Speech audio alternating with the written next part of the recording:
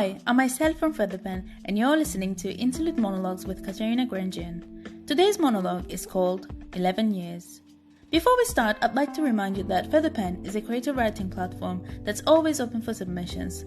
For more information and the full script of this episode, go to featherpenblog.com. Now let's begin. Please note, this episode contains heavy themes like bullying and self-harm that might be distressing for some listeners. I'm not a seagull. Spent so many years looking at them. Thought I'd become one of them too, but I'm not. I'm not a seagull. Or maybe I am. I don't know. Maybe I'm a seagull and I'll never know. Actually, I don't think I could ever be a seagull. I don't have wings. I can't fly.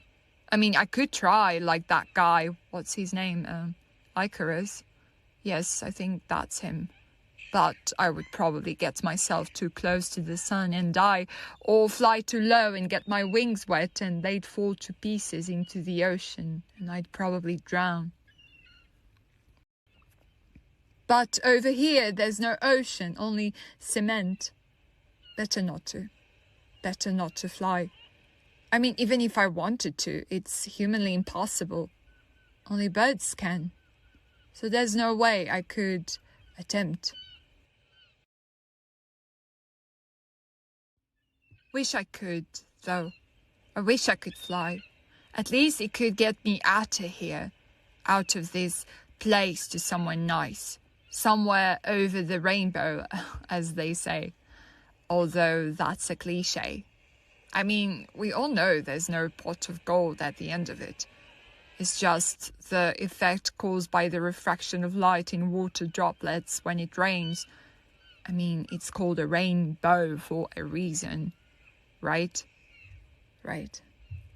And even if there was a pot of gold at the end of it, then what? Would you run for it? It'd be a complete pool of blood if we all knew about it and ran for it. People tearing each other's heads off and killing each other for gold like that film, The Hunger Games, at the arena when they have to run to the middle to get their bags and they end up stabbing each other to death. And what's the point of it all if you're going to be dead anyways? Or when people stamp on each other during Black Friday. They sleep outside and as soon as the clock strikes 10 a.m. they run to that 50% off Louboutin pair of shoes they've seen on display. And I mean, you're lucky if you don't get hit by a pair of Jimmy's shoe flying over while you're passing by. I guess what I'm trying to say is, why do we do all of this for? Why do we survive? What is it that makes us want to stay alive and why? What would I want to be alive for? Why would I care to live for 80 years or so? What is it in being alive that we can't just simply die or allow ourselves to get killed? Do you know what I'm saying? That urge, that need, that drive to keep it going. What if I don't want to? What happens if I stop trying? Will I die? Will my body just get into a coma and switch off if no one ignites the switch back on again? Or will I just become numb and aloof like most people? No, honestly, I'm serious. I mean, they make it seem so easy in the movies anyways. What is it we're so afraid of letting go? Great. It's raining. Yay. Love rain. Not really. I mean, I don't hate it, but I don't like it either. It makes me soaked, and I don't like having to carry an umbrella with me and adding loads of layers on top of every other piece of clothing I'm wearing underneath, and then having to remember to wear a coat with a hood. Otherwise, what's the point of wearing a coat without a hood when it's raining? Anyways, I don't like the rain, but I like sitting here. I like listening to it while I'm sitting here, watching the other kids walking by, too busy running from the rain, trying not to get caught as if it's contagious or something.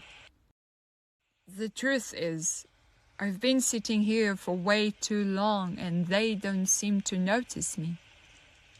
I've been coming to this place every day for 11 years.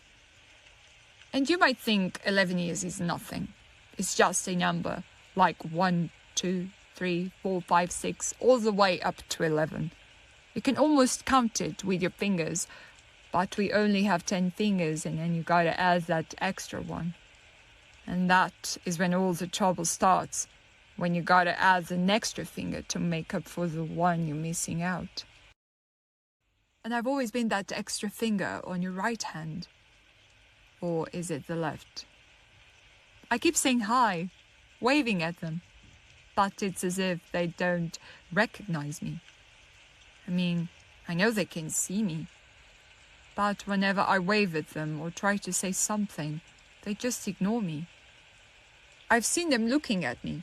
Sometimes they're standing against the wall looking at me and whispering. And I'm not sure what their voices are whispering about, but I've started to listen to those same whispers wherever I go.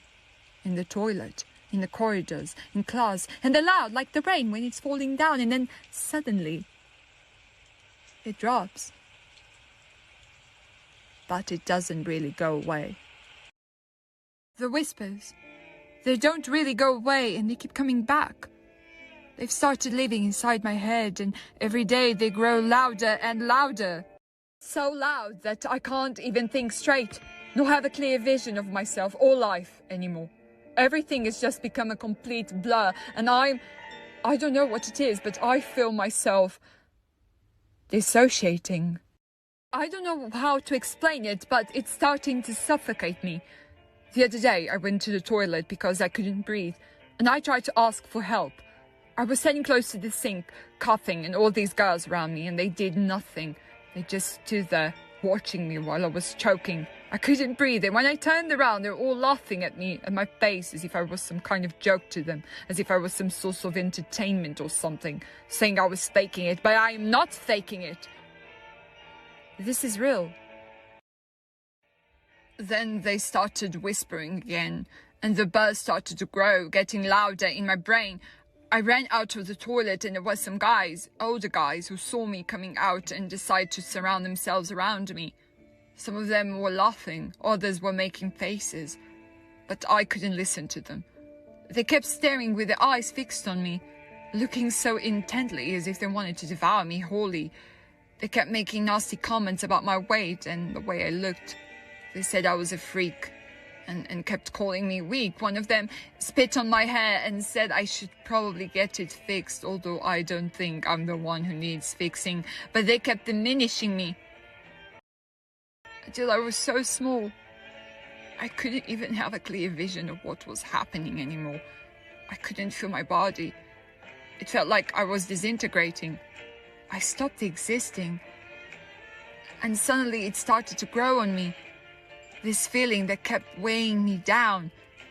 It started on my gut until it felt tight on my bones, and every time I looked at myself in the mirror, I hated all of it. I just wanted to punch the person standing in front of me. The shame. I just wanted to disappear. This was a show. I was their show, and they were enjoying seeing me getting smaller and smaller. For a moment, I stopped seeing faces. I tried to scream, but couldn't hear my own voice. So I screamed louder. I saw their eyes popping. They were too close now, grabbing, touching, pushing me till I fell on the floor. But even then, they didn't stop. Those voices did not stop. The whispering did not stop, and I tried to fight them back. But I couldn't, and I kept screaming, but no one came. The more I tried to fight them, the worse it got, and no one seemed that bothered, really. I'm looking down at my arms, and they're bleeding, and I don't know how I got here. I've got a razor on my right hand and loads of blood on my left. I'm shaking. How the hell did I end up here? They brought me here. They did. I gotta stop the bleeding. I gotta find a way to stop bleeding. There's gotta be a way. Do I want to die? I don't want to die. But there must be a way of making it all stop. Something I gotta find to just stop it before dying. Something in me to pull it off. But how the fuck am I supposed to pull this off on my own? I mean, sometimes I don't think I'll get out of this alive. But then they win and I lose. The usual. They win, I lose. Maybe that's the premise. That I am a seagull. You know, the seagulls I was talking about earlier. I saw a dead seagull the other day. I was walking by the gates to go home and I saw it laying there on the floor. It got shot. One of the kids probably did it. And for a moment I just stood there, thinking I don't want to end up like that.